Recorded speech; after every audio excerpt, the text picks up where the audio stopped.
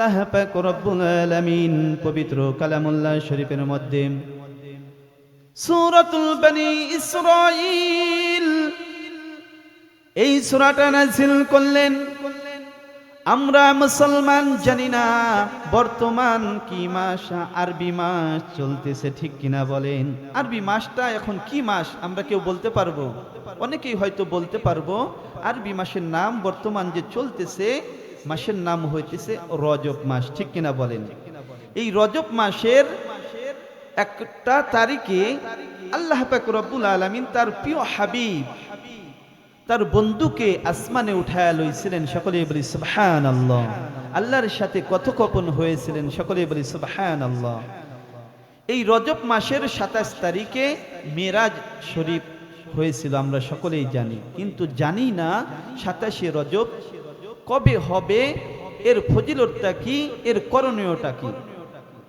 আল্লাহর নবী বলেন, হযরত আবু হুরায়রা রাদিয়াল্লাহু তাআলা আনহু হতে বর্ণিত, আবু হুরায়রা রাদিয়াল্লাহু তাআলা আনহু বর্ণনা করেন, যখন রজব মাস আমাদের সামনে এসে যেত, আল্লাহর নবী সর্বপ্রথম যেই কাজটা করতেন সেই কাজটা হইতেছে প্রত্যেক নামাজের পরে দুই হাত উঠাইয়া আল্লাহর নবী দোয়া করতেন, আল্লাহুম্মা বারিক লানা ফি রজব ওয়া শাবান ওয়া বাল্লিগনা রমাদান। আয় আল্লাহ, এই রজব মাসের এবং শাবান মাসের বরকত তুমি দান করো এবং রমজান পর্যন্ত আমাদেরকে পৌঁছাইয়া দাও। সুবহানাল্লাহ। তাহলে আমাদের শিক্ষণীয় বিষয় কি? এই রজব মাসে প্রত্যেক ওয়াক্তের নামাজে দোয়ার সময় আল্লাহুম্মা বারিক লানা ফি রজব ওয়া শাবান ওয়া বাল্লিগনা রমাদান, এই দোয়াটা পাঠ করা, ঠিক কিনা বলেন? তারপর আল্লাহর নবী বলেন, এই রজব মাসে যদি কোনো বান্দা বেশি বেশি রোজা রাখে, আল্লাহর নবী অতি বেশি এই মাসে রোজা রাখছেন, যদি কোনো বান্দা এই মাসে রোজা রাখে, আল্লাহর পাক সেই বান্দার আমলনামায় 60 দিন রোজা রাখলে যেই সওয়াব, সেই সওয়াব বান্দার আমলনামায় লিখে দেওয়া হবে। সুবহানাল্লাহ। তাহলে দ্বিতীয় নাম্বার আমলটা আমরা কি পাইলাম? যে এই মাসে রোজা রাখা। তারপর আল্লাহ পাক রব্বুল আলামিন সূরাতুল বনী ইসরাঈলের মধ্যে কি বললেন, কি উদ্দেশ্যে নাজিল করলেন, সেই বিষয়ে কিছু কথা বলার চেষ্টা করব। আপনারা সকলেই দোয়া করবেন। আল্লাহ পাক রব্বুল আলামিন সূরাতুল বনী ইসরাঈলের মধ্যে বলতেছেন, সুবহানাল্লাযী আসরা বিআবদিহি লাইলাম মিনাল মাসজিদিল হারাম। আল্লাহু আকবার। আল্লাহ পাক রব্বুল আলামিন আল্লাহর প্রিয় হাবিব জনাবে মুহাম্মদ রাসূলুল্লাহ সাল্লাল্লাহু আলাইহি ওয়াসাল্লামকে বাইতুল মুকাররম হারম শরীফ অর্থাৎ মক্কা থেকে আল্লাহ পাক রব্বুল আলামিন বাইতুল মুকাদ্দাস পর্যন্ত এক রাত্রির মধ্যে আল্লাহ পাক রব্বুল আলামিন তার বন্ধুকে ভ্রমণ করাইছেন। শুধু তাই না, মক্কা থেকে বাইতুল মুকাদ্দাস প্রথম আসমান, দ্বিতীয় আসমান, তৃতীয় আসমান, চতুর্থ আসমান, পঞ্চম আসমান, ষষ্ঠ আসমান, সপ্তম আসমান, জান্নাত, জাহান্নাম, আরশে মুআল্লা, সিদরাতুল মুনতাহা, আল্লাহ পাক রব্বুল আলামিনের সামনে গিয়ে আল্লাহর প্রিয় হাবিব আল্লাহর সাথে কথোপকথন করছেন। সুবহানাল্লাহ। এই ক্ষমতাটা, এই সম্মানটা অন্য কোন নবীকে দেওয়া হয় নাই। সকলেই বলি সুবহানাল্লাহ। আল্লাহর নবী, আল্লাহ পাক রব্বুল আলামিন তাকে কি রকম ভালোবাসলেন। আল্লাহর নবী এই মিরাজের রাত্রিতে যা কিছু দেখেছেন, আল্লাহর নবী যা কিছু বর্ণনা করেছেন, সেই আলোচনা যদি আমি করতে যাই 1 সপ্তাহ যাবে, 2 সপ্তাহ যাবে, তবু শেষ হবে না। আল্লাহু আকবার। এই অল্প সময়ের মধ্যে এমন ভাবে আল্লাহ পাক রব্বুল আলামিন তার বান্দাকে, তার প্রিয় রাসূলকে ভ্রমণ করাইলেন মক্কা হইতে বাইতুল মুকাদ্দাস, প্রথম আসমান, দ্বিতীয় আসমান, তৃতীয় আসমান, চতুর্থ আসমান, পঞ্চম আসমান, ষষ্ঠ আসমান, সপ্তম আসমান, 7 আসমান ঘুরাইলেন। শুধু তাই না, জান্নাত ও জাহান্নাম দেখাইলেন। সকলেই বলি সুবহানাল্লাহ। এখন জান্নাতের বিষয়টা যদি বলতে যাই, যখন জান্নাত আল্লাহ পাক রব্বুল আলামিন বানাইলেন, জিবরাইল আমিন আল্লাহর কাছে বলতেছেন, আল্লাহ আপনি এত কষ্ট করে জান্নাত বানাইলেন, এত নিয়ামত দিয়ে জান্নাত বানাইলেন, আল্লাহ আমার তো মনে চায় আমি একটু জান্নাতটা দেখবো। সকলেই বলি সুবহানাল্লাহ। সেই জান্নাতটা হযরত জিবরাইল আলাইহিস সালাতু ওয়াস সালাম 9 মাস সময় নিয়েছিল, তবু জান্নাতের সীমানা শেষ করতে পারছিল না। সকলেই বলি সুবহানাল্লাহ। আল্লাহর হাবিব মিরাজে যাওয়ার পর বুরাকের উপর সওয়ার হইয়া যখন জাহান্নামের মধ্যে প্রবেশ করবেন, আল্লাহর নবী বলেন, জাহান্নামের দরজায় গিয়ে আমি দেখি জাহান্নামের দরজায় একজন ফেরেশতা দাঁড়িয়ে আছে। সেই ফেরেশতার চেহারাটা দেখিয়া আমার কেমন জানি কষ্ট হলো। আমি জিবরাইল আমিনকে জিজ্ঞাসা করলাম, ভাই জিবরাইল, ও জিবরাইল, এই ফেরেশতার মুখটা এত মলিন কেন? তার মুখের মধ্যে কি কোনো হাসি নাই? জিবরাইল আমিন বলতেছে, ইয়া রাসূলুল্লাহ, ইয়া হাবিবাল্লাহ, আল্লাহ পাক রব্বুল আলামিন জাহান্নামের দারওয়ান ফেরেশতা, এই মালিক নামক ফেরেশতা কেমন ভাবে বানাইছেন, কিয়ামত পর্যন্ত তার মুখে কোনো হাসি হবে না, তার মুখটা এরকম মলিন থাকবে। আল্লাহর নবী ভিতরে প্রবেশ করিয়া যাইতেছেন, বুরাকের উপর সওয়ার হইয়া জিবরাইল আমিনকে সাথে লইয়া জাহান্নাম দেখবেন, জাহান্নামের মধ্যে কি হয়। যাইতে যাইতে যাইতে যাইতে আল্লাহর নবী নজর করতেন, নজর করলেন সামনে কিছু অসংখ্য ব্যক্তি শুয়ে আছে, তার সামনে কিছু ফেরেশতা হাতের মধ্যে বড় বড় পাথর নিয়ে দাঁড়িয়ে আছে। আল্লাহর নবী সেখানে থেমে দেখতে পাইলেন এই দৃশ্যটা কি হয়। আল্লাহর নবী বলেন, আমি দেখতে পাইলাম যেই ফেরেশতা বড় পাথর নিয়ে দাঁড়িয়ে আছে, সেই পাথর লইয়া যেই ব্যক্তিগুলো শুয়ে আছে তাদের মাথার উপরে এমন জোরে আঘাত করা হলো, আমি দেখতে পাইলাম মাথাটা চূর্ণ বিচ্ছিন্ন হয়ে গেল। আল্লাহর নবী ডেকে ডেকে বলে, ভাই জিবরাইল, ও ভাই জিবরাইল, ও জিবরাইল, আমি জীবনে কত জায়গায় কত আযাব দেখলাম গো জিবরাইল, এরকম আযাব আমি জীবনেও কোনোদিন দেখি নাই। এত আযাব কিসের জন্য দেওয়া হয়? ব্যক্তিটা শুয়ে আছে, তার মাথার মধ্যে এত বড় পাথর দিয়ে নিক্ষেপ করা হইতেছে। আল্লাহর নবী বলেন, পাথরটা নিক্ষেপ করার সঙ্গে সঙ্গে পাথরটা চূর্ণ বিচ্ছিন্ন হয়ে পাথরটা দূরে যখন চলে যাচ্ছে, ফেরেশতা আবার ওই পাথরটা নিয়ে এসে যখন ওই ব্যক্তির নিকটে দাঁড়ায়, আবার মাথাটা সমান হয়ে যায়, আবার মাথাটা যেরকম সেরকম হয়ে যায়। আল্লাহর নবী এই দৃশ্য দেখে চোখের পানি ফালাইয়া গড়গড়ায় কাঁদতেছেন আর জিবরাইলকে বলতেছেন, ভাই জিবরাইল, ও জিবরাইল, তুমি বলো এরা কি অন্যায় করেছে, কি অপরাধ করেছে, এত কষ্ট তাদেরকে দেওয়া হইতেছে, আযাব দেওয়া হইতেছে। জিবরাইল আমিন ডেকে ডেকে বলে, ইয়া রাসূলুল্লাহ, ও নবী গো, আপনি জানেন না এরা দুনিয়াতে আল্লাহ পাক রব্বুল আলামিন তাদের উপর নামাজ ফরজ করেছিল। ও নবী, তারা দুনিয়ার বুকে নামাজ পড়ে নাই, এই জন্য তাদেরকে এই শাস্তি দেওয়া হইতেছে।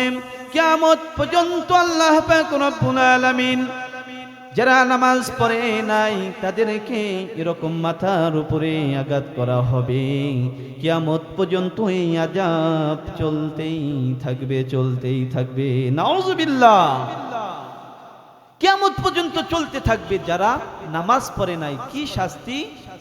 সদা সর্বদা এক সেকেন্ডের জন্য বিরতি না, বান্দা শুয়ে আছে তাদের মাথার উপরে বড় বড় পাথর দিয়ে নিক্ষেপ করা হইতেছে। আল্লাহর নবী এই দৃশ্য দেখে আবার সামনের দিকে অগ্রসর হইলেন। সামনের দিকে অগ্রসর হইয়া আবার দেখতে পাইলেন, যাইতে যাইতে তিনি দেখতে পাইলেন কিছু সংখ্যক ব্যক্তি, তাদের হাতের মধ্যে ধারালো ছুরি আছে, তাদের হাতের মধ্যে ধারালো ছুরি আছে।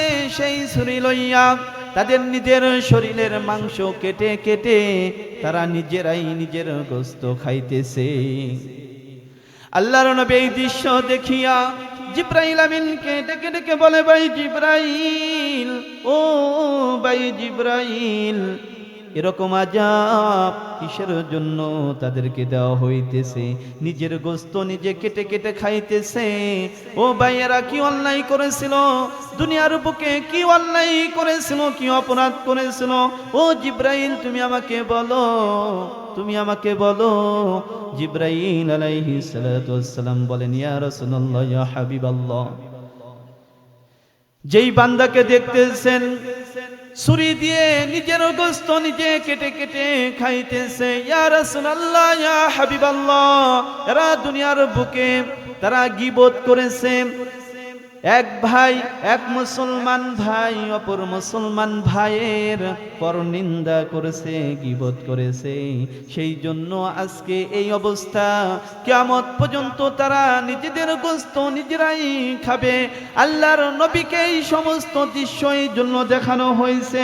আল্লাহর নবী মেরাজ করিয়া দুনিয়ার বুকে যখন আসলেন, সমস্ত সাহাবায়ে কেরামদেরকে বলছেন যে, ও দুনিয়ার মানুষ,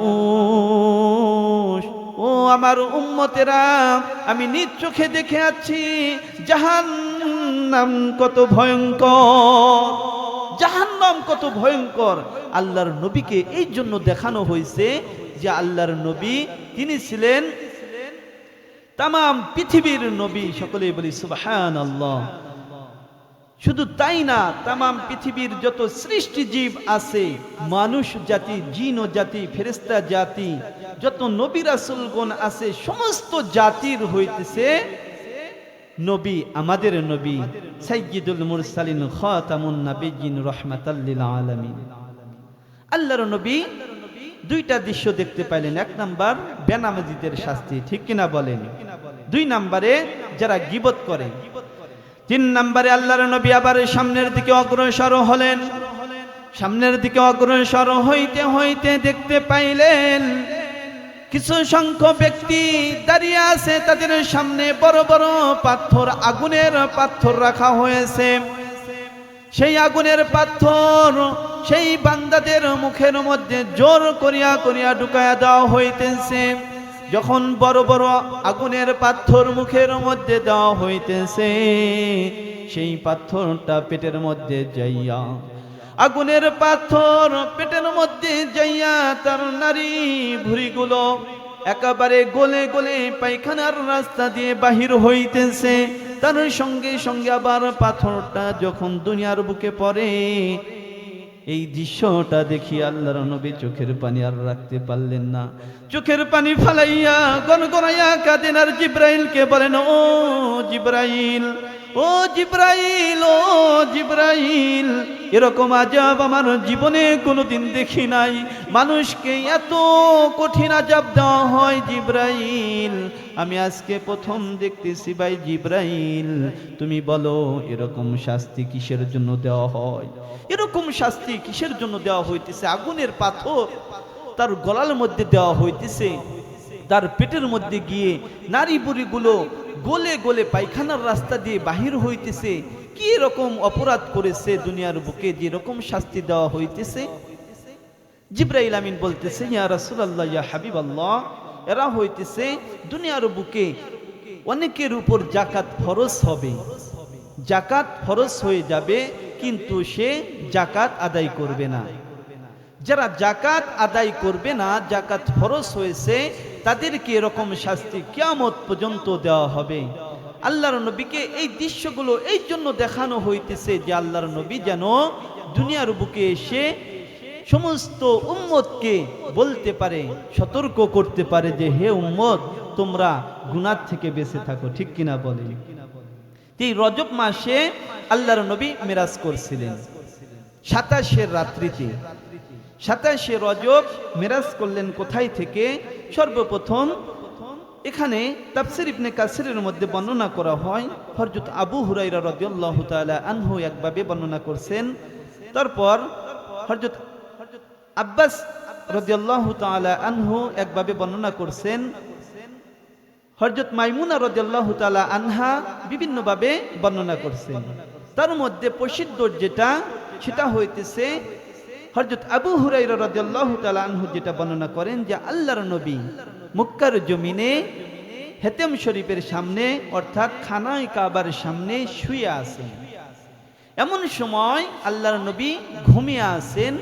এমন সময় আসমান থেকে দুইজন ফেরেশতা আসছেন। কয়জন ফেরেশতা? দুইজন ফেরেশতা। দুইজন ফেরেশতা এসে আল্লাহর নবীকে উঠায়া লয়া গেছেন এবং সওয়ার করাইয়া, বুরাকের উপর সওয়ার করাইয়া আল্লাহর নবীকে মিরাজ করাইছেন।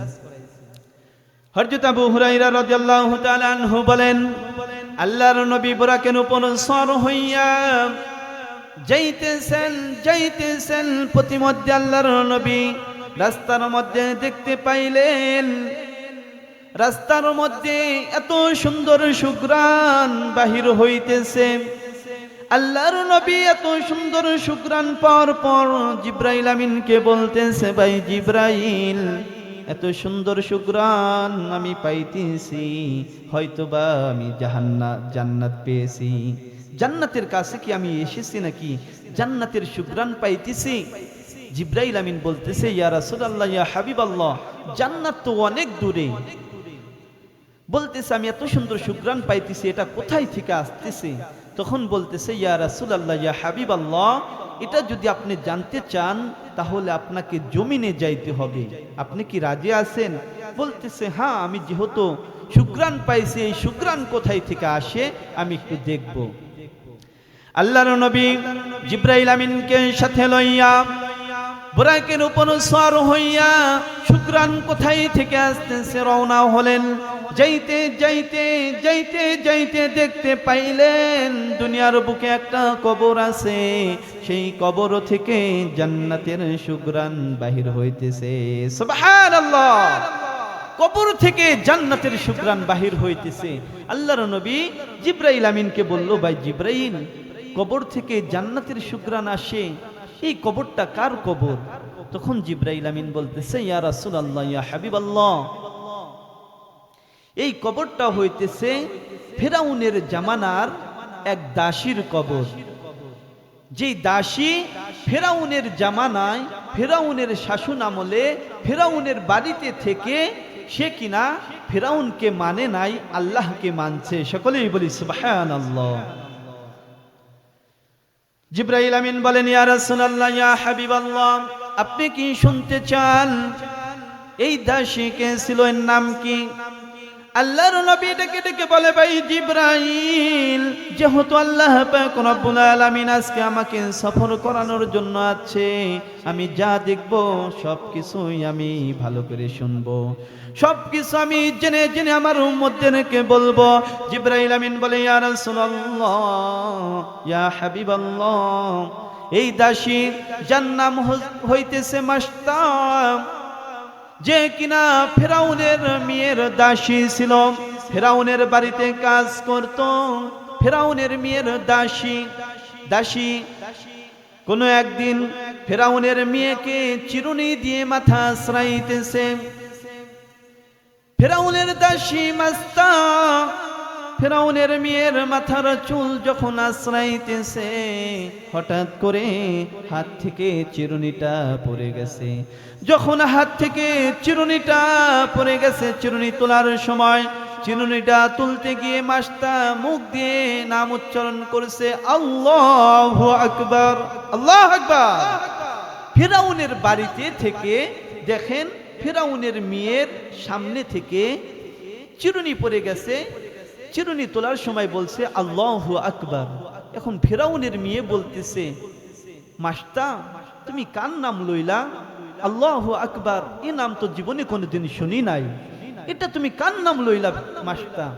মাস্তা বলতেছে তুমি জানো না এটা হইতেছে আমার রব, তামাম পৃথিবীর যত সৃষ্টিজীব আছে সমস্ত সৃষ্টিজীবের রব, এই পৃথিবীর মধ্যে সাত আসমানের মধ্যে যা কিছু আছে সব কিছুর রব, সেই রবের নাম আমি লইছি। তখন বলতেছে মাস্তা, ফিরাউনের মেয়ে বলতেছে আমি তো জানি এই পৃথিবীর মধ্যে আমার পিতা হইতেছে খোদা। সকলেই বলি নাউজুবিল্লাহ, যে আমার পিতা খোদা। ফিরাউন তুমি আমার পিতার নাম না লইয়া তুমি কোন খোদার নাম লইলা? মাস্তা বলতেছে তুমি জানো না আমি এমন এক সত্তার নাম লয়েছি যেই সত্তা আমাকে বানাইছে, তোমাকে বানাইছে, তোমার পিতাকে বানাইছে, শুধু তাই না তামাম পৃথিবী সে বানাইছে। সুবহানাল্লাহ। আমি এমন এক রবের নাম লইছি যার নাম হইতেছে হুয়াল্লাহুল্লাযী লা ইলাহা ইল্লা হুয়ার রাহমানুর রাহিমুল মালিকুল কুদ্দুস মালিকুল কুদ্দুসুস সালামুল মুমিনুল মুহাইমিনুল আজিজুল জব্বারুল মুতাকাব্বির মুতাকাব্বিরুল খালিকুল বারিউল মুসাউবিরুল গফফারুল ওয়াহ্হাবুর রাজ্জাক। আল্লাহু আকবার। সেই সত্তার নাম লইছি যেই সত্তা তোমাকে বানাইছে, আমাকে বানাইছে, তোমার পিতাকেও বানাইছে। ফিরাউনের মেয়ে তো রেগে গেছে, কি তোমার এত বড় সাহস, আমার পিতা হইতেছে খোদা, তুমি তাকে না মেনে তুমি নতুন খোদা মানো, দাঁড়াও তোমাকে দেখাই দিছে। ফিরাউনের মেয়ে দৌড়ে গেছে ফিরাউনের কাছে, বাবা তুমি কি জানো মাস্তা তোমাকে খোদা মানে না, তার নাকি আরেকটা রব আছে। ফিরাউন রেগে গেলেন, রেগে গিয়ে মাস্তাকে বললেন, ডেকে আনা হলো মাস্তা, ও মাস্তা তুমি আসো, এখানে আসো, তুমি কার নাম লইছ?